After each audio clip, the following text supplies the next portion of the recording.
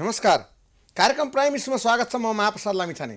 आजको हाम्रो अतिथि हुनुहुन्छ श्यामजी कणेल, जो चाहिँ नेपाल तालिम तथा रोजगार व्यवसायी महासङ्घको प्रवक्ता हुनुहुन्छ। नेपालमा के समस्या छन्, तालिममा कस्ता किसिमको उपलब्धि हासिल भइसकेका छन् र यो किसिमको महासङ्घ किन सक्रिय छ र यसले अब के गर्छ, यो खास भन्यो भने नयाँ किसिमको संस्था पनि हो। यो संस्थाले अब अगाडि महाधिवेशन पनि गर्दैछ। यिनै विविध विषयमा हामी कणेलजीसँग कुराकानी गर्दैछौँ। धन्यवाद। नमस्कार लामिछाने सर। हजुर नमस्कार। यहाँले प्रवक्ताको रूपमा यो संस्थामा काम गर्दै आउनुभएको छ। महाधिवेशन अगाडि आइरहेको छ। विविध कारण, कोरोनाका कारण अलिक पछाडि सर्न सक्छ, तर तपाईँको महाधिवेशन हुन्छ। यो महाधिवेशनका मुख्य एजेन्डाहरू के छन् अब अगाडि? वास्तवमा नेपाल तालिम तथा रोजगार व्यवसायी महासङ्घ विगत 6 वर्ष अगाडि गैर सरकारी संस्थाको रूपमा दर्ता भएको एउटा महासङ्घ हो र यो महासङ्घलाई अहिले यो स्टेजसम्म ल्याउनलाई हाम्रो संस्थापक अध्यक्ष चन्द्र साउदको ठुलो भूमिका छ र संस्थापक साथीहरू सबैको अहम भूमिका छ। त्यो लगायत अरू साथीहरूको पनि त्यत्तिकै भूमिका छ। वास्तवमा के छ भन्नुहुन्छ भने यो नेपाल तालिम तथा रोजगार व्यवसायी महासङ्घको हाम्रो पहिलो महाधिवेशन हामी वैशाख 9 गते भनेर हामीले तोकिसकेका थियौँ स्टाफ कलेजमा। तर विविध कारणले आज मात्र नेपाल सरकारले 25 जनाभन्दा बढी भेला हुन नपाउने भन्ने सूचना आएको कारणले गर्दा यो विषयमा हामी छलफल गर्दैछौँ। हजुर, यो भनेपछि अब अर्को मिति तय गर्नुपर्ने भयो। पक्कै हो। यसको लागि हामी नेपाल सरकारले गरेको उहाँहरूको निर्णयलाई हामी मान्नुपर्ने हुन्छ। त्यो कारणले गर्दा हामी छिट्टै नै हामी यो निर्णयमा जान्छौँ। यसको यो महासङ्घ भनिसकेपछि कस्ता कस्ता सहभागी नेपालको कुन कुन क्षेत्रबाट या विदेशबाट पनि आउनुहुन्छ, कतिजनाको चाहिँ अनुमान गर्नुभएको छ? वास्तवमा असाध्यै राम्रो प्रश्न यहाँले सोध्नुभयो। अहिले प्राविधिक शिक्षा तथा व्यावसायिक तालिम परिषदबाट जुन 3 महिने vocational training, short term training, कसैले 3 महिने चलाएको छ, कसैले 6 महिने, कसैले 9 महिने, यस्तो तालिम चलाएका र प्राविधिक शिक्षा तथा व्यावसायिक तालिम परिषदबाट सम्बन्ध प्राप्त लगभग 900 संस्थाहरू छ। हजुर, त्यो संस्थाका प्रतिनिधिहरू आउनुहुन्छ र हाम्रो प्रदेशमा पनि सङ्गठन विस्तार भएको छ। त्यस्तै गरी जिल्ला स्तरीयमा सङ्गठन विस्तार भएको छ र सङ्घहरू छ। ती सबैबाट गरेर हाम्रो लगभग 200 देखि 210सम्म प्रतिनिधि आउने आँकडा हामीसित छ। हजुर, तपाईँहरूको यो महाधिवेशनले, जुन प्रस्तावित महाधिवेशन, पहिलो महाधिवेशनले विधान बनाउने, पदाधिकारीहरूको निर्वाचन गर्ने, यस्ता किसिमका जुन नियमित प्रक्रियाहरू हुन्छन् नि, त्यो विधान अनुसार अब अगाडि बढ्ने, त्यसको चाहिँ नि सुदृढीकरणको लागि काम गर्ने कुराहरू हुन्छन्। यसको चाहिँ सङ्गठन स्वरूप चाहिँ कस्तो कल्पना गरिएको छ अहिले? होइन, यस्तो छ। वास्तवमा अहिले हामीले जुन नेपाल तालिम तथा रोजगार व्यवसाय महासङ्घ छ, त्यो जुन कल्पना गरेर चाहिँ दर्ता गरियो, एउटा चाहिँ फर्म जुन दर्ता गरियो र यसमा चाहिँ अहिले के छ भन्नुहुन्छ, हाम्रो धेरै कुराहरू हाम्रो चाहना छ। किन भन्दा हाम्रो यो पहिलो महाधिवेशन हुँदैछ र हाम्रो वास्तवमा भन्नुहुन्छ प्राविधिक शिक्षा तथा व्यावसायिक तालिम परिषदबाट सम्बन्धन लिएर भोकेसनल ट्रेनिङ चलाउने संस्थाहरू हामी धेरै छौँ र अहिले हेर्नुहुन्छ भने हामी यो कोभिडले गर्दा हामी विगत वर्षमा थला परेको स्थिति छ। अहिले पनि त्यो लक्षण देखिएको छ र वास्तवमा भन्नुहुन्छ भने हामी संस्थाहरू आज तपाईँको विगतको 15-16 वर्ष अगाडि हामीले सञ्चालन गरेको जुन तालिम शुल्क छ, तपाईँको हामी त्यो बेलामा पनि 20-22 हजारमा सञ्चालन गर्थ्यौँ भने आज 20-22 हजारमा हामी तालिम सञ्चालन गर्नुपर्ने कन्डिसन छ। र प्राविधिक शिक्षा तथा व्यावसायिक तालिम अन्तर्गत एउटा TITI भन्ने एउटा त्यही भित्रको एउटा चाहिँ मेरुदण्ड छ। त्यो मेरुदण्डले हेर्नु भने, यहाँले हेर्नु भने 7 दिनको तालिम चलाएको चाहिँ 14,200 रुपियाँ उहाँहरूले लिनुहुन्छ। तर हामी 3 महिना तालिम चलाएको तपाईँको 20,000, 21,000मा हामी तालिम चलाइराखेको छ। 20-22 वर्ष अगाडि, 15 वर्ष अगाडि भनेपछि त त्यो पैसाको त कुनै तुलनै भएन। तुलनै भएन। हेर्नुहोस्, हामी अहिले यो कोमाको स्थितिमा छौँ भने मैले त्यसै बोलेको छैन। तपाईँको आज हाम्रा विभिन्न समस्याहरू छन्। नेपाल सरकारको यो शिक्षा मन्त्रालय, प्राविधिक शिक्षा तथा व्यावसायिक तालिम परिषद, जसले हामीलाई सम्बन्धन दिएको छ, आज सम्बन्धन दिने संस्थाले नै आफै तालिम चलाएको छ। हेर्नुहोस्, डिप्लोमा CTBTको आङ्गी कलेजहरू, आफ्ना कलेजहरूले चाहिँ तपाईँ जसले इन्जिनियरिङ कलेजको एउटा डिप्लोमा, इन्जिनियरिङ सेक्टरमा डिप्लोमा कार्यक्रम चलाएका छन्, आज तिनैले ब्युटी पार्लर चलाएका छन्। हाम्रो मुख्य एजेन्डा के हो भने CTBTसँग हाम्रो मुख्य, हामी यो कुरामा सधैँ बहस गरिराखेका छौँ र CTBTले डिप्लोमा कार्यक्रम चलाओस्, आफै TSLC कार्यक्रम चलाओस्, तर उसले यो भोकेसनल ट्रेनिङको सर्ट टर्म ट्रेनिङ CTBTले चलाउने होइन। उहाँहरूले चाहिँ अनुमोदन गर्ने। यदि उहाँहरूले चलाउने भने यो प्राइभेट सेक्टरलाई उहाँहरूले खारेज गर्न सक्नुपर्ने स्थिति आउन सक्छ। सरकारको चाहिँ नि CTBTसँग कन्फ्लिक्टको पनि अवस्था रहेछ। लाइसेन्स चाहिँ उहाँहरूले, तपाईँहरूले उहाँहरूलाई काम गर्नको लागि तपाईँहरूलाई उहाँले दिने, तर आफै तालिम सञ्चालन गर्ने। हामी निजी क्षेत्रले दावाका साथ यो हामी दावा गर्छौँ कि क्वालिटीमा उहाँहरूले हेर्नुहोस् उहाँहरूको क्वालिटी राम्रो छ कि हाम्रो क्वालिटी राम्रो छ। उहाँहरूको त सम्बन्धन दिने काम हो। आज उहाँहरूले चाहिँ अनुगमन गर्ने, आज सम्बन्धन दिने, प्रदेशमा तपाईँ रेकर्ड राख्ने, अनुगमन गर्ने र फिडब्याक दिने उहाँहरूको काम हो। तर आज उहाँहरू नै निजी क्षेत्रसित आफै कम्पिटिसन गरेर चाहिँ काम। यदि उहाँहरूलाई पनि हामी भन्छौँ यदि उहाँहरूले चलाउने हो भने हाम्रो कार्यक्रम हेर्नुहोस्, उहाँहरूले हाम्रो कार्यक्रमबाट उहाँहरूले सिक्नुहोस् सर्ट टर्म ट्रेनिङमा। त उहाँहरूलाई हामी चुनौती अब अहिले त्यसो भन्दा त्यहाँको पदाधिकारीहरू जुन नेपाल सरकारबाट नियुक्त हुन्छन् तिनीहरू के भन्छन् त? होइन, उहाँहरूसित हामी बेला बेला यो कुरा राखेका छौँ होइन। अब केही समस्या आइसकेपछि आजको आजै हल हुँदैन। तर हामीलाई आशा यो छ कि उहाँहरू प्राविधिक शिक्षा तथा व्यावसायिक तालिम परिषदले अब आउने वर्षदेखि यो कार्यक्रम चाहिँ उहाँहरू चलाउनुहुन्न भन्ने हामीलाई आशा छ। हजुर, तर त्यो फीको स्ट्रक्चर चाहिँ कस्तो खालको? उहाँहरूले लिने शुल्क र तपाईँले लिने शुल्कमा के फरक छ? उहाँलाई त राज्यले पनि बजेट दिया होला। होइन, उहाँहरूलाई राज्यले बजेट दिएछ, त्यही बजेटमा उहाँहरूले चलाउनु भएको छ होइन। तर हामीले चलाउने बजेट हेर्नुहोस्, आज चाहिँ 20,000 रुपियाँमा चाहिँ हामी तालिम चलाउनु। तपाईँहरूको त शुद्ध शुल्क भनेको त्यो विद्यार्थी अथवा प्रशिक्षार्थीबाट लिने शुल्क मात्रै हो। हाम्रो दुई किसिमको हुन्छ। यहाँले भनेको बडो गम्भीर क्वेसन उठाउनु भयो यहाँले, किनभने वास्तवमा प्रशिक्षार्थीहरूले तिरेर पनि तालिम सिक्छन् र अर्को नेपाल सरकार लगायत दार्ती संस्थाहरूको सहयोगबाट सञ्चालित कार्यक्रमबाट पनि तालिम चल्छ।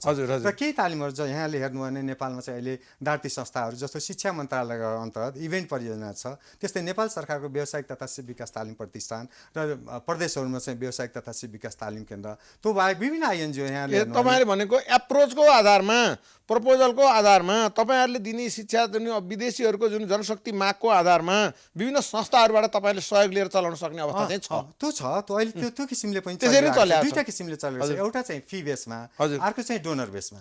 र वास्तवमा अहिले हेर्नुहुन्छ भने नेपालमा तपाईँको कस्तो एउटा विडम्बना छ भने तपाईँको सिटिबिटीबाट हामीले ट्याक्स तिरेर सम्बन्धन लिएर वार्षिक रिन्यू गरेर तपाईँको एउटा चाहिँ vocational training short term training छ वर्षको 25-30 हजार रुपियाँ सिटिबिटीलाई तिरेर र त्यसपछि अन्य करहरू तिरेर हामीले सञ्चालन गरिराखेका छौँ। आज तपाईँको एउटा इतिहास के छ भन्नुहुन्छ, नगरपालिकाले पनि आफै कार्यक्रम सञ्चालन गरेको छ र अहिले प्राविधिक शिक्षा तथा व्यावसायिक तालिम परिषदले यो सिटिबिटीबाट सम्बन्धन नलिएको स्किल टेस्ट नगराउने भनेर चाहिँ विगत लामो समयदेखि उसले निर्णय गरिसकेका कुरा हो। त्यो कार्यान्वयन हुन सकेको छैन। आज आमा समूहले पनि तालिम चलाएको छ, युवा क्लबले पनि तालिम चलाएको छ। क्वालिटीको कुरो चेकिङ कसले गर्ने हो? ओडाले कार्यक्रम चलाएको छ। यो एउटा निजी क्षेत्रलाई ठुलो विडम्बना हो। र हामीले यो सबै तालिम चाहिँ कुनै एउटा चाहिँ मन्त्रालयमा आएर आज सबै मन्त्रालयले तालिम चलाएको छ। आज उद्योग मन्त्रालय हेर्नुहोस्, उद्योग मन्त्रालयले आफै तालिम चलाएको छ, कृषि मन्त्रालयले आफै चलाएको छ, वन मन्त्रालयले आफै चलाएको छ। त्यो हुँदाहुँदै मालपोत कार्यालयले पनि आफूले कार्यक्रम चलाएको छ। तालिम हेर्नुहोस्, यो विडम्बनाको कुरा। एउटै बास्केट बलमा आएर चाहिँ तालिम चलाउनु पर्छ भने हाम्रो निजी क्षेत्रको चाहिँ चाहना हो।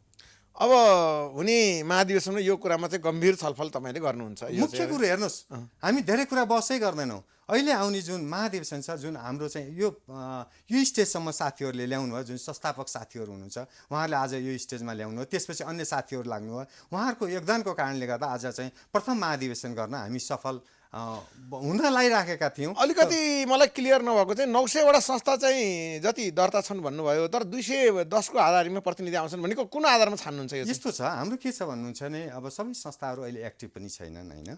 त्यो किसिमले गर्दा पनि हाम्रो प्रदेशमा चाहिँ एउटा प्रदेशबाट हामी चाहिँ 10जना प्रतिनिधि छान्छौँ, त्यस्तै सङ्घबाट हामी चाहिँ 5जना प्रतिनिधि छान्छौँ, जिल्लाबाट हामी 2जना प्रतिनिधि छान्छौँ, केन्द्रीय समितिबाट हाम्रो प्रतिनिधिहरू आउनुहुन्छ। त्यो किसिमले गर्दा टोटल हाम्रो 200देखि 210। हजुर, डेलिगेट्सको लिस्टिङ त गर्नु पर्यो, म्यानेजेबल हुनु पर्यो, ठुलो भद्दा पनि नगर्ने भन्ने हिसाबले तपाईँले डेलिगेट्सहरू छान्दै हुनुहुन्छ। त्यो भन्दा पनि हाम्रो सिस्टम के छ भने प्रदेशबाट साथीहरू चुनिएर आउनुहुन्छ, जिल्लाबाट चुनिएर आउनुहुन्छ, सबैको प्रतिनिधित्व उहाँले गर्नुहुन्छ। हजुर, एकदम। अहिले यो महासङ्घभित्र आबद्ध तालिम तपाईँले धेरै भन्नुभयो, खास गरी नेपालमा तालिमको डिमान्ड चाहिँ कस्तो सेक्टरमा बढी छ? मान्छेको चाहना हो, बजारको मागले गर्छ ती कुराहरू, रोजगारीका अवसरहरू चाहिँ सिर्जनाको लागि तालिम लिन्छन् मान्छेले, बढी प्रेसर चाहिँ कस्तो तालिममा छ? यहाँले असाध्यै राम्रो गम्भीर प्रश्न सोध्नुभयो। वास्तवमा के छ भन्नुहुन्छ भने अहिले विभिन्न विषयमा जस्तो तपाईँले हेर्नु भने हेल्थ सेक्टर भन्नाले हामीले ब्युटी पार्लर तालिमहरू चलाउँछौँ, गार्मेन्ट सेक्टर भन्नाले टेलरिङ फेसन डिजाइनरहरू हुन्छ, त्यस्तै कन्स्ट्रक्सनमा चाहिँ हामी मेसन, कार्पेन्ट्री, प्लम्बिङ यस्ता तालिमहरू सञ्चालन हुन्छ। एग्रिकल्चर सेक्टर तपाईँले जुन हेर्नुभयो त्यसमा चाहिँ लाइफ स्टक सम्बन्धी, एग्रिकल्चर हुन्छ, अक्सिजन भेजिटल सम्बन्धी तालिमहरू सञ्चालन हुन्छ। हाम्रो ठुलो चाहना छैन, हाम्रो यति चाहना छ कि प्राइभेट सेक्टरको तपाईँको टमाटर रोप्ने मान्छेले राम्रोसित 2टा दाना टमाटर उसले चाहिँ उत्पादन गर्थ्यो भने 4वटा दाना उत्पादन गरिदियोस्।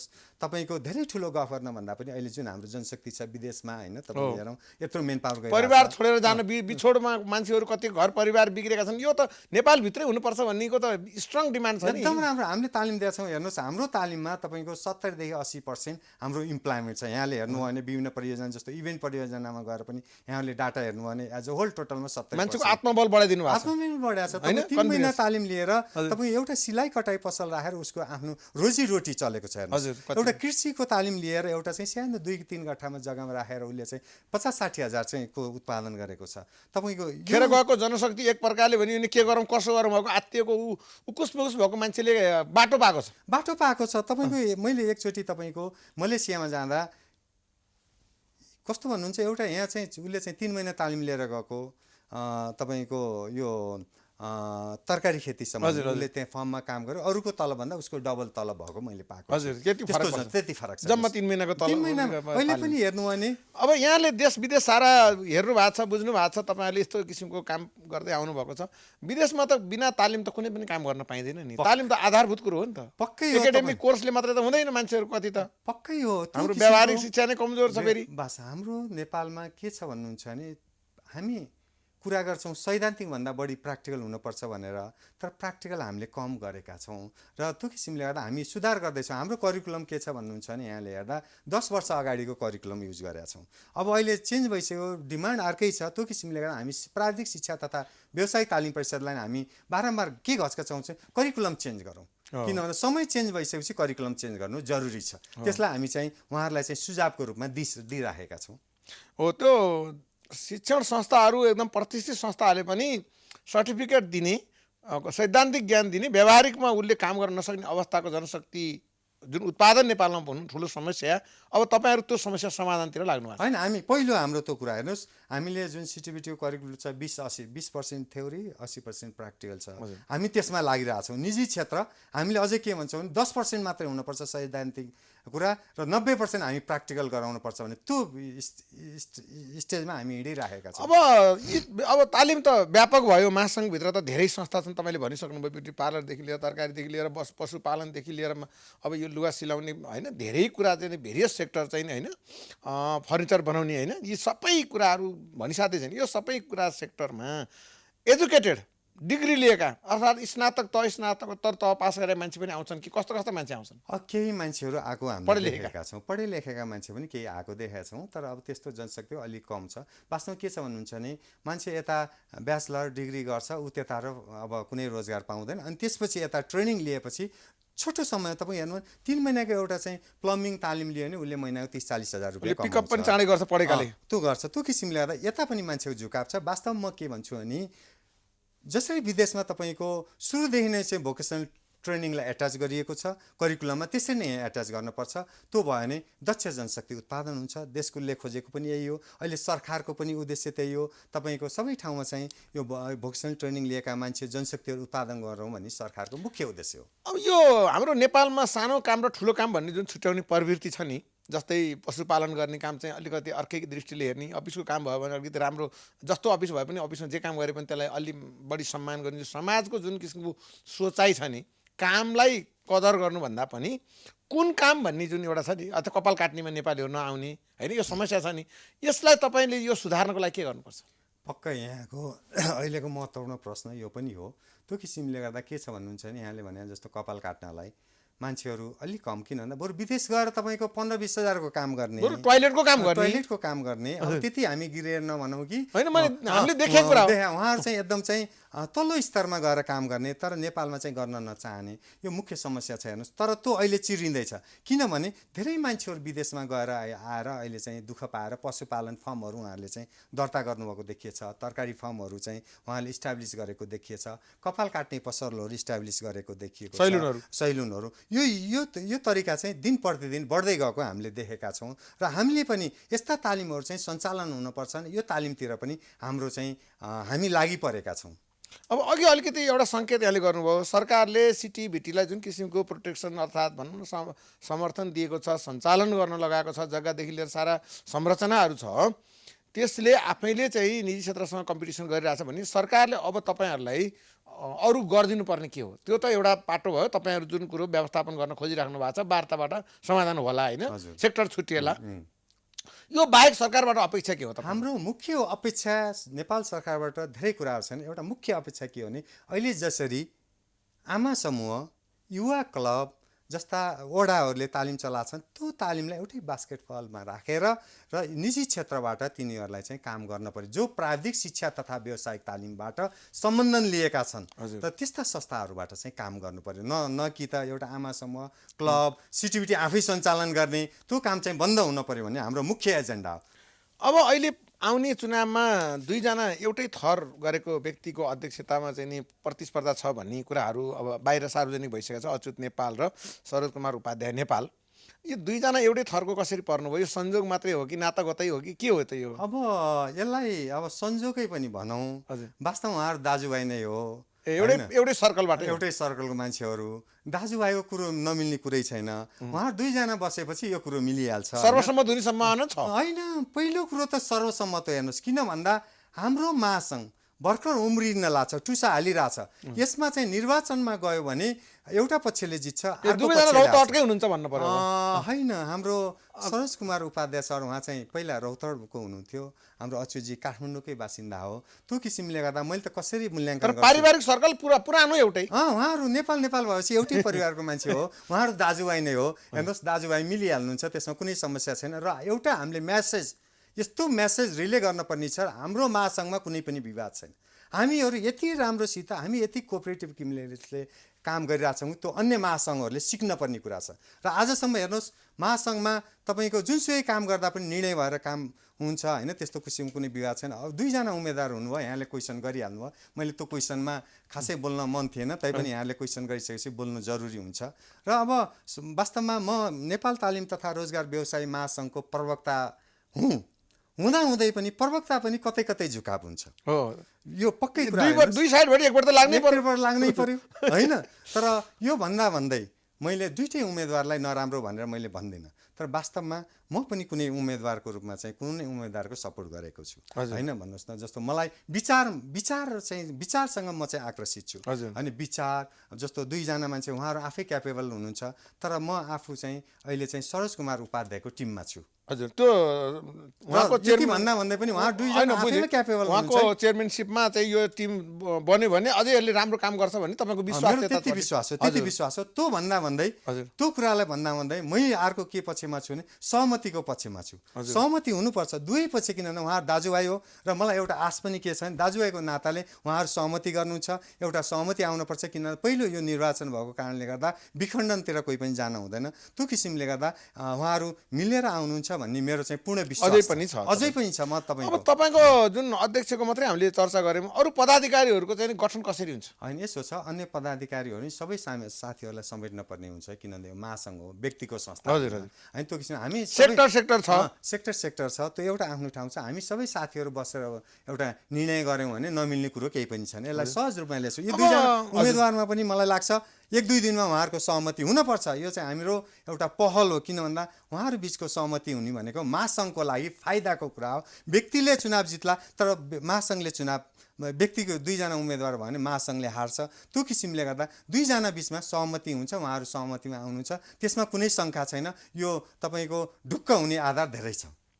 अब संस्था नेपाल तालिम तथा रोजगार व्यवसायी महासङ्घ, तालिम पनि रोजगार पनि जोडियो। यो रोजगार र तालिम चाहिँ कतिको चाहिँ अब स्प्लिट भएर छ या मर्ज छ, कस्तो यसको विभाजन कस्तो छ?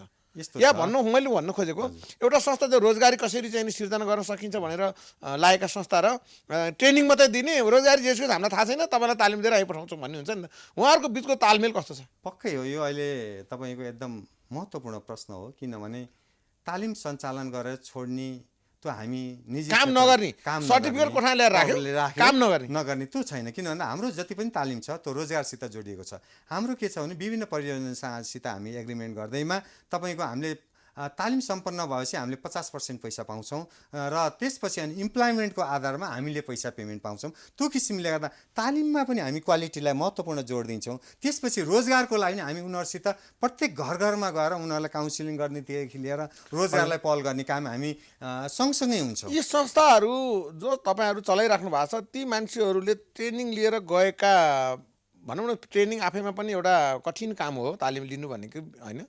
व्यावहारिक ज्ञान लिइसकेका मान्छेहरूले के कस्तो ठाउँमा रोजगारी पायो भने रेकर्ड तपाईँ राख्नुहुन्छ कि राख्नु? पक्कै हो, यहाँले खोज्नु भने हामी रेकर्ड तुरुन्तै दिन धेरैको रेकर्ड छ। रेकर्ड छ, एकदम रेकर्ड पुरै छ हामीसित के हुन्छ प्रोफाइल त आखिर त्यही हो तपाईँहरूको आउटपुट। हामीले यतिजनालाई तालिम दिएका थियौँ, यतिजना मानिसहरू चाहिँ नि रोजगारीमा लाग्नुभयो स्वदेश या विदेशमा चाहिँ भन्ने रेकर्ड तपाईँ राख्नु भएन भने तपाईँको संस्थाको पनि भोलि प्रश्न उठ्छ क्या। होइन, त्यो किसिमको छ कि छैन? त्यो रेकर्ड राख्नै पर्छ। तपाईँ के छ भन्नुहुन्छ भने हामीले जब प्रशिक्षार्थीहरूलाई तालिम दिन्छौँ उनीहरूको रेकर्ड हामी अनलाइनमा राख्छौँ। त्यसपछि इम्प्लोइमेन्ट कुराहरू सम्बन्धित डोनरहरूले नै एउटा चाहिँ फर्मेट बनाउनु भएको छ, त्यो तपाईँहरूले खोज्नु भने हामी देखाउँछौँ र हामी त्यो डाटा तपाईँहरूको अहिले म एउटा मात्रै उदाहरण तपाईँ आबद्ध भएको मात्रै होइन, मैले सबै महासँग सबैको सोधेको छु। साथीहरूको छ त्यो तपाईँको किन भन्दा विभिन्न परियोजना काम गर्दा त्यो गर्नै पर्छ।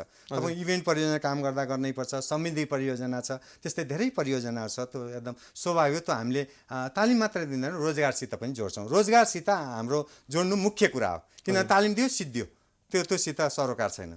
अब तालिम दिइसकेपछिका मान्छेहरू अहिले तपाईँको जानकारीमा चाहिँ धेरै विदेशतिर गएका छन्। कुन देशलाई चाहिँ अलि बढी यो तपाईँहरूको नेपालको यो तालिमले कुन देशलाई बढी चाहिँ आकर्षित गरिरहेछ भन्न? कतातिर गल्फतिर अथवा कोरिया जापान अथवा थर्ड कन्ट्री भनौँ न युरोपतिर पनि छ, यो कतातिर बढी गएका छन्? गल्फ कन्ट्रीहरूमा त पक्कै बढी छ होइन। हाम्रो डाटा हेर्दा पनि यहाँले देख्न सक्नुहुन्छ। त्यो बाहेक हामीले विकसित देशहरूमा जस्तो बेलायततिर होइन जापानतिर पनि गएको हामीले देखेका छौँ। अब कुरा आयो प्रशिक्षकको। प्रशिक्षक दक्ष भए मात्रै त्यो तालिम प्रभावकारी हुन्छ। हाम्रो नेपालमा प्रशिक्षकहरू पाइन्छ त? कसरी मिलाउनुहुन्छ यो कसलाई? यहाँले हेर्नु हो भने जति पनि हामी 3 महिने तालिम सञ्चालन गर्छौँ त्यसको लागि लेभल 2 उत्तीर्ण प्रशिक्षक, त्यो प्रशिक्षकले मात्रै पुग्दैन। अब उसलाई 15 महिने पढाए होस् अथवा अहिले चेन्ज गरेर 18 महिने कोर्स बनाए या डिप्लोमा कोर्स गरेको होस्, त्यति सर्टिफिकेट उसले मात्रै पुग्दैन। हामीले टिआइटीआईसँग सम्झौता गरेर त्यहाँ चाहिँ हामीले टट तालिम दिन्छौँ, 7 दिने 10 दिने तालिम दिन्छौँ। त्यो तालिम दिइसकेपछि ऊ पढाउनको लागि योग्य हुन्छ। त्यो किसिमले गर्दा चाहिँ हामी टट तालिम अनिवार्य गरेका छौँ। अब रह्यो कुरा स्किल टेस्ट गर्ने जुन परीक्षा हुन्छ नि, तालिम लियो परीक्षामा फेल हुन्छ नि मान्छे, त्यस्तो किसिमको समस्या कतिको आइरहेछ? पक्कै छ। अब तपाईँको परीक्षा इरेगुलर हुने नआइदिने यसो छ। त्यो नआइदिने भन्दा पनि परीक्षा भनेको परीक्षा नै भयो होइन, सबै पास हुन्छन् भन्ने छैन। नर्मली हाम्रो हेर्दा यो भोकेसनल ट्रेनिङको सर्ट टर्म प्रोग्रामको नर्मली हेर्दा 80 देखि 85% पास भएको देखिन्छ। राष्ट्रिय सिप परीक्षण समितिको रेकर्ड अनुसार त्यो देखिन्छ। हजुर। अब जो मानिसहरूको हातमा पैसा छैन, जो मानिसलाई केही सिक्नु छ, उनीहरू गरिबहरू छन्, भनौँ न केही गर्न खोज्छन्, त्यो तालिमको चाहिँ 20-25 हजार भने पनि तपाईँले त अब भनौँ न धेरै पुरानो फी स्ट्रक्चर हो, अहिले समयअनुसार त्यतिले फी दिन तालिम दिन 3 महिना सम्भव छैन भन्नुभयो नि, त त्यही 20-25 हजार पनि नपाउनेहरूलाई निःशुल्क गर्नको लागि कहाँबाट स्रोत जुटाउनु पर्ला? पक्कै हो, यहाँले बडो मार्मिक क्वेसन सोध्नुभयो।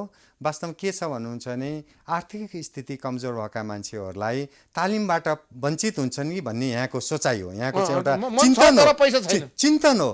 त्यो चिन्तनलाई हामी चिर्छौँ। किन भन्दा अहिले धेरै नेपाल सरकारका कार्यक्रम र दार्ती संस्थाले निःशुल्क तालिम सञ्चालन गरेका छन्। त्यो तालिम लगायत तालिम मात्रै निःशुल्क होइन, यो एनएसटिभीबाट जुन नेसनल स्किल टेस्ट बोर्डबाट लिने सिप परीक्षण पनि उनीहरूको निःशुल्क हुन्छ र प्रतिदिन उनीहरूलाई 75 देखि 100 रुपियाँ 50 रुपियाँको खाजा पनि उनीहरूलाई निःशुल्क रूपमा खुवाउँछौँ। र यो मोबाइल ट्रेनिङ चलेको छ। जस्तो भरतपुर महानगरपालिकाभित्र तालिम चल्छ, त्यहीँको मान्छेले त्यहीँ गएर आफ्नो घरमा बिहान खाएर बेलुका खाएर त्यो तालिम लिन सक्छ, टाढा जान पर्दैन। अहिले तपाईँको नेपालका विभिन्न ठाउँमा यस्ता तालिमहरू सञ्चालन भइराखेका छन् विभिन्न परियोजना मार्फत। हजुर। त्यसो हुनाले तपाईँ यस्ता मान्छेलाई आग्रह गर्नुहोस् कि मान्छेसँग केही सिकौँ भन्ने रहर हुनेले खोज्न सक्यो भने भेटिन्छ। पक्कै भेटिन्छ। खालि त्यो विषयको आफूले चाहेको विषयको नपाउन सकिन्छ, आफूले खोजेको ठाउँमा होइन, त्यो पनि पाइन्छ। हेर्नुहोस् अहिले जस्तो हेर्नुहुन्छ भने विभिन्न दार्ती संस्थाहरूले लगभग प्राय प्रदेशमा चाहिँ तालिम सञ्चालन गरेको छ। त्यो किसिमले गर्दा इन्फर्मेसन पनि हामी विभिन्न मिडियाबाट दिन्छौँ, पत्रिकाबाट दिन्छौँ, स्थानीय निकायबाट दिन्छौँ। त्यो भएर अहिले इन्फर्मेसन नपाउने भन्ने कुरो छैन। उहाँहरूको इच्छा भएन उहाँहरूले तालिम निःशुल्क रूपमा उल्टो खाजा उहाँहरूलाई वितरण खुवाउँछौँ र तपाईँ स्किल टेस्ट पनि हामी निःशुल्क रूपमा गराउँछौँ। अब आम मानिसहरूलाई जो विदेश जाँदैछन् सिकेर आफ्नो सिप देखाउन विदेश जाँदैछन् र त्यो मान्छेहरूलाई तपाईँ के सन्देश दिन चाहनुहुन्छ? ताकि नेपालभित्र केही गर्नुपर्छ भन्ने किसिमको भावना पनि आवश्यकता छ होइन? 50औं लाख मान्छे बाहिर छन्, यसरी बाहिर जानेलाई के सन्देश दिनुहुन्छ? यस्तो हुन्छ, सर्वप्रथम बाहिर जाने साथीहरूलाई मित्रहरूलाई म के भन्न चाहन्छु भने तपाईँले जुनसुकै विषयमा भयो भने एउटा सिप सिकेर जानुहोस्। सिप महत्त्वपूर्ण हो। तपाईँले मानौ $200 प्रति महिना कहीँ तलब खानुहुन्छ भने तपाईँसित सिप र प्रमाणपत्र भयो भने तपाईँले $400 तलब खानुहुन्छ। त्यो किसिमले गर्दा सिप सिकेर जानु होला। र सिप सिक्नु भयो भने तपाईँ बाहिर जान पनि जरुरत छैन, नेपालमै काम गर्न सक्नुहुन्छ। मानव एकछिनलाई प्लम्बिङ सम्बन्धी तालिम लिनुभयो भने तपाईँले प्लम्बिङ सम्बन्धी मेन पावर अहिले नेपालमा ठुलो खाँचो छ, इलेक्ट्रिकल मेन पावर खाँचो छ। तपाईँ एउटा सानो काम गर्नु भने उहाँले $1000-1200 कमाउन सक्नुहुन्छ उहाँहरूको सिपले। त्यो किसिमले गर्दा सिप सिकौँ र देशमै बसेर केही काम गरौँ भन्ने मेरो चाहिँ उहाँहरूलाई आग्रह छ। हजुर, अब जस्तो हामीले हेर्दाखेरि एउटा कोट सिलाउनु पऱ्यो भने न्यूनतम 4000 हाराहारीमा लाग्छ। यस्ता किसिमका जनशक्ति जुन टाइलका मार्बलका काम गर्ने, इनामेल लाउने काम गर्ने मानिसहरू होइन, इभन मिस्त्रीहरू धेरै बाहिरबाट विदेशबाट अहिले नेपालमा आएको अवस्था छ।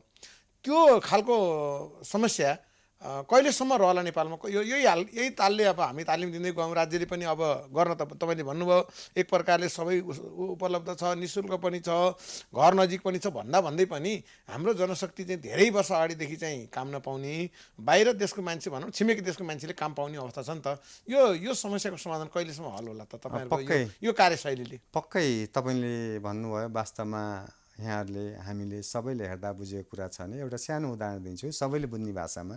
कपाल काट्ने मान्छेहरू प्रायः जसो इन्डियाबाट आएका छन्, तर अहिले हेरियो भने केही पर्सेन्ट नेपालीले कपाल काट्न लागेको देखिन्छ। त्यो किसिमले गर्दा चेन्ज हुन जस्तो इस्यु। अब तपाईँको शिक्षाकै कुरा गर्छु म, विद्यालयहरू खुलेको त तपाईँको 2005 बाटै खुल्या हो होइन, लगभग 5 सालदेखि नै विद्यालय नेपालमा खुल्या हो। अब तपाईँको अहिले बल्ल त्यसको रिजल्ट आएको छ।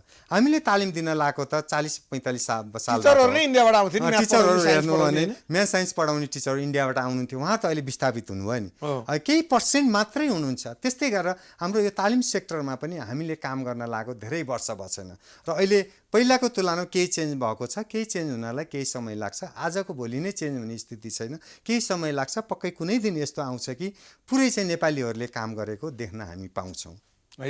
यो तातिर लाग्नु भएको त एकदम संस्थाहरू लागेका छन्। संस्थाहरू म मात्र होइन, हाम्रो निजी क्षेत्रमा लागेका सबै संस्थाहरू क्यापेबल हुनुहुन्छ, उहाँहरू सबै सक्षम हुनुहुन्छ, उहाँहरू सबै बौद्धिक स्तरका मान्छेहरू हुनुहुन्छ। एउटा म यहाँलाई उदाहरण दिन्छु, कोही ठुलो सानो भन्ने कुरो हुँदैन। किन भन्दा एउटा कार्यालय सञ्चालन गर्दा कार्यालय सहयोगीको पनि उत्तिकै भूमिका हुन्छ। यदि कार्यालय सहयोगीले त्यो अफिस राम्रोसित बढार बुडुर गरेन भने हाकिमको केही लाग्दैन। त्यो किसिमले गर्दा म त कस्तो सिद्धान्तको मान्छे भने पहिला कार्यालय सहयोगीलाई नमस्कार गरेर मात्र अफिसमा छिर्न पर्छ। सानालाई कदर गर्ने, कदर गर्नु हुँदैन, मान्छेको कदर गर्ने, मान्छेको कदर गर्नुपर्छ। यहाँले अघि क्वेसन सोध्नु भयो अच्यु सर, सरोज सरको, म कसैको पनि उ गर्न सक्दिनँ, किनभने दुइटैजना चाहिँ क्यापेबल हुनुहुन्छ। हेर्नुहोस्, कोही पनि क्यापेबल छैन भने कि महासङ्घको एउटा साधारण सदस्य पनि एउटा त्यसको अर्थ नलागो साधारण सदस्य पनि अध्यक्षको दावेदार हुन सक्छ। त्यो किसिमले गर्दा मैले यो ठुलो यो सानो भनेर मैले कसैलाई तुलना गर्न मिल्दैन। आफ्नो सेक्टरमा उहाँहरू दुवैजना चाहिँ सक्षम हुनुहुन्छ, त्यो भावना नै उहाँहरू दुईजना अध्यक्ष उठ्नुभयो होइन। त्यो किसिमले गर्दा अब उहाँहरू जो उठ्नुभएको छ उहाँहरू दुइटै मैले अघि पनि भने नेपाल दाजुभाइ हेर्नुहोस्, आफ्नै दाजुभाइ हेर्नुहोस्। मलाई त कस्तो लाग्छ भने उहाँहरू दुईजना दुइटै सक्षम हुनुहुन्छ। उहाँहरू दुईजना तपाईँको 9 गते हामीले चुनाव भनेको थियौँ, तर चुनाव अब सर्ने कन्डिसन आयो, तर मैले अहिले ठ्याक्कै रोकियो भन्न मिल्दैन, किनभने एउटा महासङ्घले आधिकारिक महासङ्घले निर्णय गरेको छैन, त्यसको सङ्केत देखियो। त्यो किसिमले गर्दा उहाँहरू मलाई लाग्छ 8 गतेसम्म उहाँहरू मिल्नुहुन्छ। उहाँहरू एउटै घरको परिवार हो, त्यसमा हामीले ठुलो चिन्ता लिन पर्ने केही छैन। उहाँहरू दुइटैलाई म आधार गर्छु। स्वीकार गर्छु।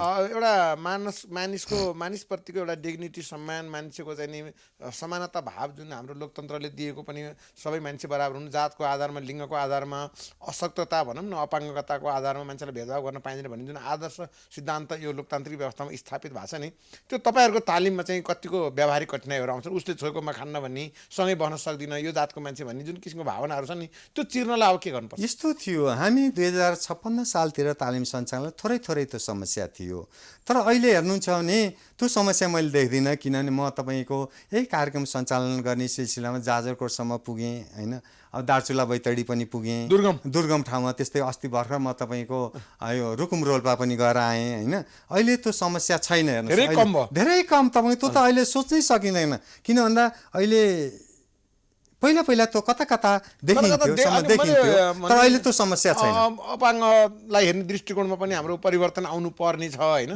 तपाईँहरूले आफू संस्थागत रूपमा चाहिँ त्यस्ता भेदभाव आउनै दिनुहुन्न? होइन, हामी त दिँदैनौँ, त्यसको हामी विरोधी हो। हेर्नु, सबै एक हो। तपाईँ अपाङ्ग जो छ मान्छे, मेरो छोराछोरी पनि कोही अपाङ्ग, उहाँलाई त बढी तालिम दिनुपर्ने हुन्छ क्या, किनभने उहाँहरूको अशक्तता छ नि त। हामीले तालिममा नेपाल सरकारको मुख्य उद्देश्य नै के हो भने दलित, जनजाति, महिला, मधेसी, एकल महिला, त्यसपछि गएर अपाङ्ग र अन्य वर्गहरू जो पिछाडी परेका वर्गहरू छ, उहाँहरू आउनुभयो भने हामी 1 नम्बरमा उहाँलाई स्वागत गर्छौँ। बल्ल त्यसपछि बाहुन छेत्रीलाई राख्छौँ। अब त्यो किसिमले गर्दा तालिममा के छ भन्नुहुन्छ, हामीले सञ्चालन गरेका तालिमहरूमा अब दलित, महिलाहरू, अपाङ्गहरूलाई हामी सकेसम्म पहिलो प्रायोरिटी दिन्छौँ। मान्छेको जति अशक्त र दुर्गम ठाउँबाट आएको छ, जति ऊ बोल्न सक्दैन, निमुखा छ, उसलाई हेर्न पर्यो नि त। पक्कै हो होइन त? त्यो सिद्धान्तमा तपाईँ हिँड्नु भएको छ? होइन, म मात्रै होइन, हाम्रो महासङ्घ त्यो सिद्धान्तमा हिँडेका छ। हाम्रो निजी क्षेत्रबाट सञ्चालित साथीहरू जो एकदम सक्षम हुनुहुन्छ, सबल हुनुहुन्छ, उहाँहरू पनि यो कुरामा सजग हुनुहुन्छ। यसले गर्दा नेपालको भविष्य चाहिँ उज्जवल छ, चाँडै यो नेपालको स्वरूप बदलिन्छ भन्ने कुरा चाहिँ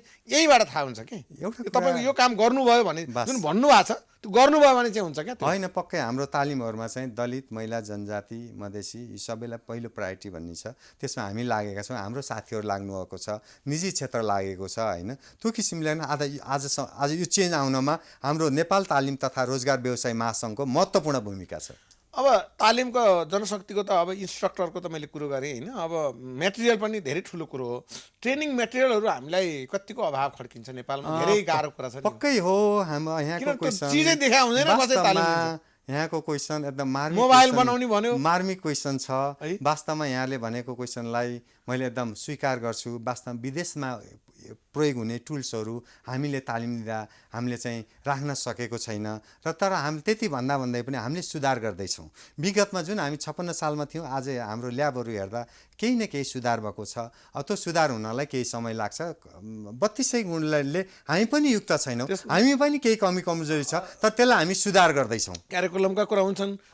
ट्रेनिङ मेटेरियल जस्तो मोटरसाइकलको इन्जिन बनाउनु पर्यो भने मोटरसाइकल त खोल्न पर्यो नि, होइन? त्यो खोल्न पर्यो, त्यो हेर्न पर्यो भित्र कसरी त्यो बनेको छ होइन। मोबाइलको पनि पार्ट हेर्न पर्यो, त्यसको चाहिँ आउन पर्यो चिज। होइन, त्यो भन्दा पनि त्यो त स्वाभाविक कुरा हो। तर के हुन्छ भने लेटेस्ट हिजोको कुरा आज छैन, आजको कुरा भोलि छ। तपाईँ त्यो भन्न खोजेको के हो भने हिजो जुन मोटरसाइकल नेपालमा आएको थियो त्यो मोटरसाइकल आज कमी भयो, बन्द भयो, अपडेट गरेर मोटरसाइकल आएको छ। त्यो भएर एडभान्स आएको छ। त्यो किसिमले हामी त्यसमा चाहिँ एकदम काम गरिरहेछौँ। तर गर्दै पनि कतिपय कुराहरू हाम्रो पनि कमी कमजोरी छ, त्यसलाई हामी सुधार गर्दै लान्छौँ। त्यसमा चाहिँ हामी प्रतिबद्ध छौँ। राज्यले स्ट्रेस दिएर अन्यतिर खर्च गर्नुभन्दा, अरू क्षेत्रमा भन्दा, अनुत्पादक क्षेत्रमा भन्दा यो उत्पादक क्षेत्रमा यो जनशक्ति ह्युमन रिसोर्सलाई डेभलप गर्नमा चाहिँ यो अब आउने नीति तथा बजेट, जुन नीति तथा कार्यक्रम बजेटमा चाहिँ यो कुराहरू केन्द्रित भइदियो भने रोजगारीको लागि नेपालीले विदेश भौतारिन पर्दैन थियो भन्ने पनि त हो नि, होइन? होइन, पक्कै हो। तपाईँको नेपाल सरकारले पनि तालिममा धेरै लगानी गरेको छ।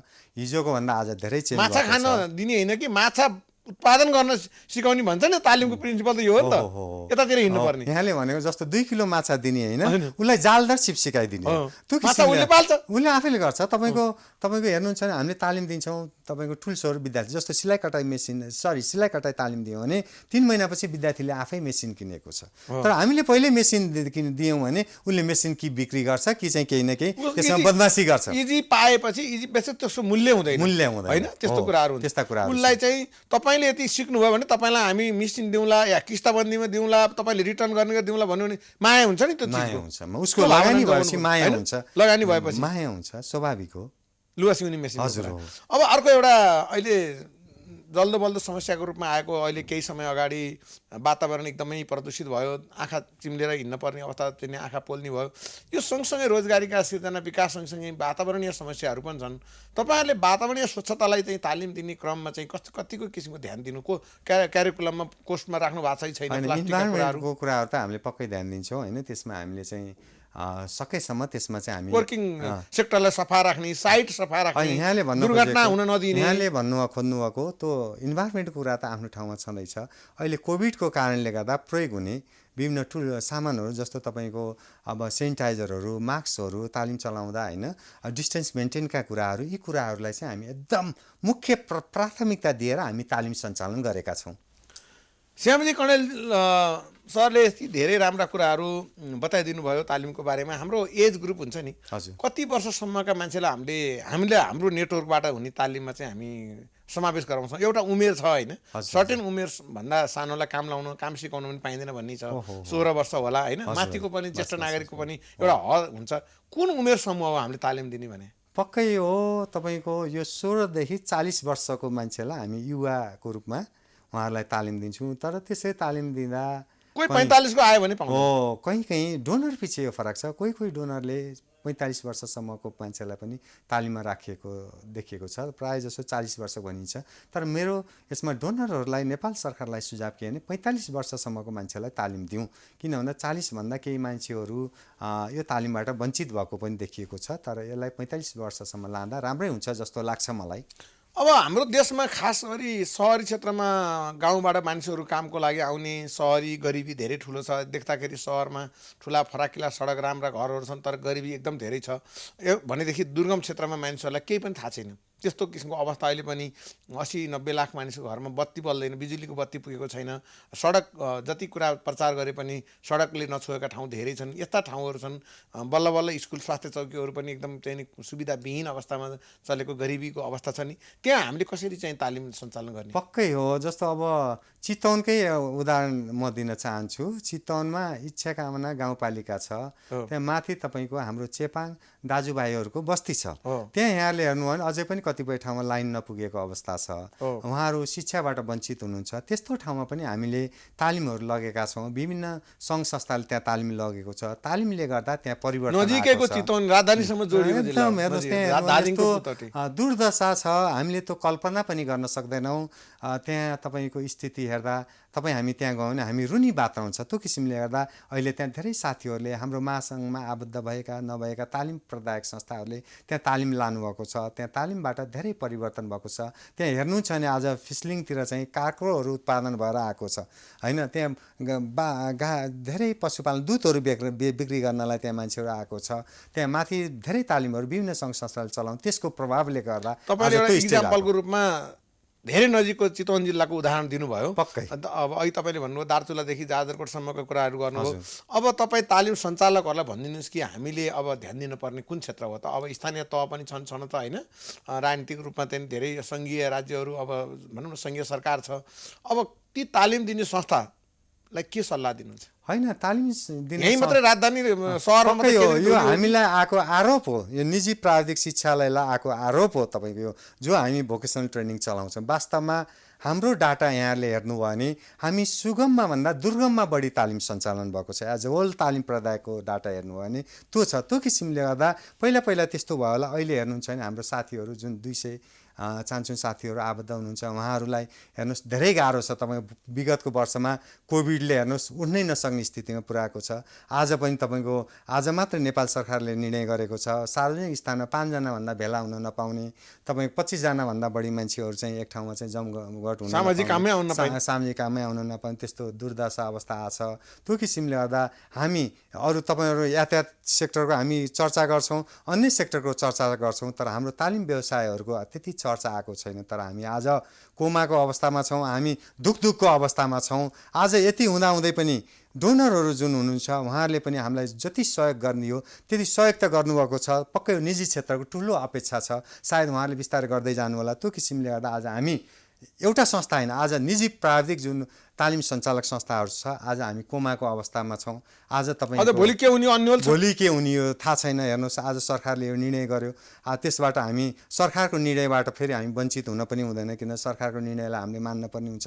आज अब तालिम सञ्चालन गर्ने बेला आएको छ। हेर्नुहोस्, अब त्यो यस्तो अवस्थामा हामी बहुत चिन्तित छौँ। आज तालिम प्रदायक साथीहरू आज हामी यस्तै स्थिति रह्यो भने आज निजी यो जुन तालिम प्रदायक संस्थाहरू छ यो कता कता जान्छ भन्न नसकिने अवस्था छ। अब एउटा अर्को तपाईँ विज्ञ भएको नाताले अर्को एउटा भनिदिनुहोस् कि हातमा सर्टिफिकेट पर्यो, सिप सिकेर आइयो, लगानी गर्ने पैसा छैन, व्यवसाय सुरु गर्नलाई मान्छे जिरो छ, त्यो मान्छेलाई तपाईँ के सल्लाह दिनुहुन्छ?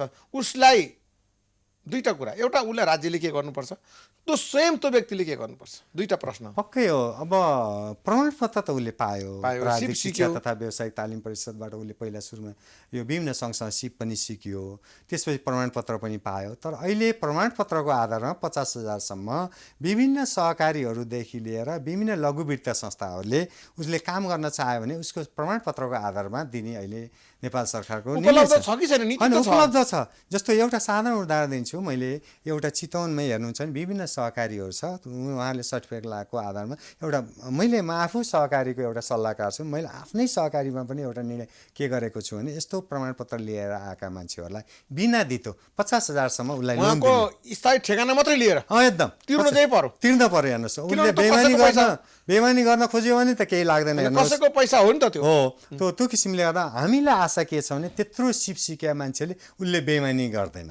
हामी त्यो कुरामा ढुक्क छौँ। त्यो किसिमले गर्दा अन्य सङ्घ हाम्रा साथीहरू जो निजी प्राविधिक शिक्षालयमा जो यसमा चाहिँ हाम्रो नेपाल तालिम तथा रोजगार व्यवसाय महासङ्घ आबद्ध हुनुहुन्छ, कतिपय बाहिर हुनु होला, सबै साथीहरूले चाहिँ यो किसिमको चाहिँ काम गर्नुभएको छ। उहाँहरूले चाहिँ यसले चाहिँ लोन प्रवाह पनि आफ्नो तर्फबाट आफ्नो अन्य ठाउँबाट लोन प्रवाह गरिरहनु भएको छ। अर्को कुरो चाहिँ राज्यले भन्न चाहिँ राज्यका कुराहरू नीतिमा धेरै कुराहरू आउँछन् होइन। यसरी सर्टिफिकेट राखेपछि लोन पाइन्छ, यो राज्यले हरेकचोटि रोजगारी सिर्जना गर्ने, बेरोजगार कसैलाई पनि मतलब रोजगारी नेपालभित्रै सिर्जना गर्ने भन्ने कुरा छ नि। राज्यलाई तपाईँ के आग्रह गर्न चाहनुहुन्छ? अझै पुगेको छैन कि? अझै मान्छेहरू विदेशमै गइरहेछन्, अझै मान्छे भोकै छन्, अझै मान्छेहरू गरिबीको चपेटामा छन्। यी मान्छेलाई राज्यले अब अलिकति जनअपेक्षा अनुसार काम गर्नलाई राज्यले के गर्नुपर्छ? सर्वप्रथम त राज्यले सिप मान्छेलाई दिन पर्यो। सिप भएपछि मान्छे मर्दैन। हेर्नुहोस्, जस्तो मैले अघि पनि यहाँलाई भने कन्फिडेन्स बढाउनु पर्यो। कन्फिडेन्स तपाईँको जस्तो 3 महिना तालिम लिइसकेपछि उसले एउटा प्लम्बरको रूपमा, मिस्त्रीको रूपमा काम गर्न सक्छ। सुरुमा थोरै काम गर्ला, सानोतिनो काम गर्ला, त्यसपछि अनुभवका आधारमा बिस्तारै काम गर्न सक्छ। सिप महत्त्वपूर्ण हो। यो कलेज पढ्ने विद्यार्थीलाई सिप दिन जरुरी छ। त्यो किसिम यदि सिप भयो भने मान्छे बाहिर जानै पर्दैन। यहाँ 20-25 हजार रुपियाँ त फु गरे भरमा कमाउँछ। त्यो किसिमले गर्दा नेपाल सरकारले अहिले जति पनि तालिममा लगानी गरेको छ यसमा डबल लगानी गर्नुपर्छ। र यो तपाईँको यसरी चाहिँ आमा समूह, बुवा समूह, क्लबहरू, वडाबाट चाहिँ त्यसै तालिम दिन हुँदैन। कम्तीमा प्राविधिक शिक्षा तथा व्यावसायिक तालिम परिषदबाट स्वीकृत लिएका संस्थाहरूबाट तालिम दिने वातावरण बनाउनुपर्छ। त्यो भयो भने म दावाका साथ भन्छु यो देशबाट चाहिँ बाहिर मान्छे जान पर्दैन, तर केही समय लाग्न सक्छ। जस्तो स्कुल स्थापना आज 50-60 वर्ष भयो, बल्ल त्यसको रिजल्ट आछ त। त्यो किसिमले ल्याएर तालिम सञ्चालन गर्न लागेको भने आज कति वर्ष भयो होइन। त्यो उहाँले चाहिँ त्यो कुरालाई मध्यनजर गर्नु भने राम्रो रिजल्ट आउँछ। अर्को अब अन्तिममा हामी आएका छौँ है। एउटा मानिस छ, साक्षर छ, किनभने अहिले त धेरै नेपालमा निरक्षरता उन्मूलन भइसकेको अवस्था हो, तर उहाँलाई त्यो कुनै पनि व्यावसायिक तालिम सिक्न मन छैन। अब खेलेर डुलेर नचाहिने कुराहरू गफ गरेर, चिया पसलमा गफ गरेर, सुतेर बिताइराखेको मान्छे एउटा बेरोजगार छ, उसलाई के सल्लाह दिनुहुन्छ? यस्तो मान्छे धेरै छ नेपालमा। पक्कै हो। हामी गाउँतिर जाँदा तालिमको अनुगमन गर्न केही गर्न सकिँदैन, नेपालमा केही हुँदैन। हाम्रो भाइ बहिनीहरू जो भाइहरू हुनुहुन्छ उहाँहरू क्यारम बोर्ड खेलेर बसेको देखिन्छ, तास खेलेर बसेको देखिन्छ। तर उहाँहरूलाई म एउटा सुझाव के दिन्छु भने कम्तीमा यहाँहरूले तालिम लिनुहोस्। तालिम लिएपछि आफूले घरमा एउटा गाई भैँसी पाल्नुभएको छ भने त्यसलाई बढाउनुहोस्, 5-6वटा बनाउनुहोस्, दुध बिक्री गर्नुहोस्, घिउ बिक्री गर्नुहोस्। र तपाईँले तरकारी रोपिरहनु छ, बन्दा 20वटा खान बिरुवा पनि भयो, होइन, रोप्नुभएको छ बेच्न भने पनि भयो। टमाटर 20 वटा रोप्नुहोस्, तालिम लिनुहोस्, कम्तीमा तपाईँले आफूले खानुहोस् र केही रकम चाहिँ आफ्नो बढी भएको चाहिँ उत्पादन बेच्नुहोस्। आज तपाईँ यो कृषिमा चाहिँ करोडौँको बेच्नुहोस् भनेर हामीले गफ गर्दैनौँ। कम्तीमा वर्षको 2-3 लाखको तरकारी बेच्नुहोस्, आफूले खानुहोस्, अर्ग्यानिक उत्पादन गर्नुहोस्। त्यो किसिमले गर्दा आफूलाई पनि राम्रो हो, देशलाई पनि राम्रो हो, स्थानीय निकायलाई पनि राम्रो हो, सबैलाई राम्रो हो र यहाँहरूले पोजिटिभ सोच दिनुहोस्। मैले पनि फेरि अन्तिममा यहाँलाई आग्रह गर्छु, यो प्राइम टेलिभिजन जुन एउटा नेपालको लोकप्रिय टेलिभिजन हो, यसबाट मैले के आग्रह गर्छु भने जुन नेपाल तालिम तथा रोजगार व्यवसायी महासङ्घ छ, हाम्रोमा कुनै राजनीति छैन। हाम्रो एउटा चाहिँ पेसाको हक हितको लागि हामी हिँडेका छौँ, पेसाको मर्यादाको लागि हिँडेका छौँ। हाम्रो निजी क्षेत्रका साथीहरूले असाध्यै राम्रोसित पेसा सञ्चालन गर्नुभएको छ, सबै साथीहरूले। तर यो पेसालाई हामी मर्यादित गर्दैछौँ, अझै यसलाई राम्रो गर्दैछौँ, किनभने हामी 32 गुणयुक्त कोही पनि छैन, त्यसलाई सुधार गर्दै लाने हो। हिजोको अवस्थाभन्दा आज हामी सुधार गरेका छौँ। हिजो हामी केही साथीहरू थियौँ भने तालिम चलाउने, आज धेरै साथीहरू यो बास्केटमा आउनुभएको छ, उहाँहरूको अनुभव हामीले आदान प्रदान गर्न पाएका छौँ। र हाम्रो यो व्यवसायमा यति मर्यादित छ कि हामी यति सिस्टमेटिक छौँ कि मैले अघि हजुरले सोध्नुभयो, 2जना उम्मेदवारको कुरा गर्नुभयो, उहाँले पनि थाहै पाइसक्नुभएको छ। उहाँ दुइटै क्यापेबल हुनुहुन्छ, अनुभवी हुनुहुन्छ। उहाँहरू 2जनालाई मैले तुलना गर्न मिल्दैन। दुईजना आफ्नो सेक्टरमा राम्रो मान्छे हुनुहुन्छ, दुइटै क्रिम हुनुहुन्छ। अब त्यो घिउलाई हामीले चाहिँ क्रिम बनाउनु पऱ्यो। मलाई आशा छ यो 2078 सालको 77 साल सम्पन्न भइसक्यो। 78 सालको म यो शुभकामना यो म यहाँसितबाट लिन चाहन्छु, म दिन चाहन्छु। हाम्रो महासङ्घमा कुनै चुनाव हुँदैन। हाम्रो महासङ्घमा हाम्रो साथीहरू उहाँहरू 2जना पनि एकदम मित्रताको भावना छ। उहाँहरू 2जना त्यो एउटा उम्मेदवार हुँदा के हुँदो रहेछ भन्नुहुन्छ, एकैजनाले क्याबिनेटले उम्मेदवार घोषणा गरे भने त्यसको मजा आउँदो रहेछ। 2जनाले गर्दा तपाईँको उहाँ 2जनाको भिजन त्यसमा चाहिँ मुस्न पाइयो। त्यो किसिमले गर्दा उहाँहरू 2जना नै मिल्नुहुन्छ। हाम्रो महासङ्घमा कुनै त्यस्तो विवाद छैन भन्ने कुरो यहाँलाई मेसेज दिँदै 2078 सालको हाम्रो सबै मित्र साथीहरू, देश विदेशमा रहनुभएका साथीहरू, त्यसपछि हाम्रो तालिम लिने साथीहरू, हाम्रा यो नेपाल तालिम तथा रोजगार व्यवसाय सङ्घका सल्लाहकारज्यूहरू, आदरणीय सल्लाहकारज्यूहरू हुन्छ र सबै मित्रहरूलाई म नयाँ वर्षको अग्रिम शुभकामना र हाम्रो महासङ्घको उत्तरोत्तर प्रगतिको पनि कामना गर्दछु।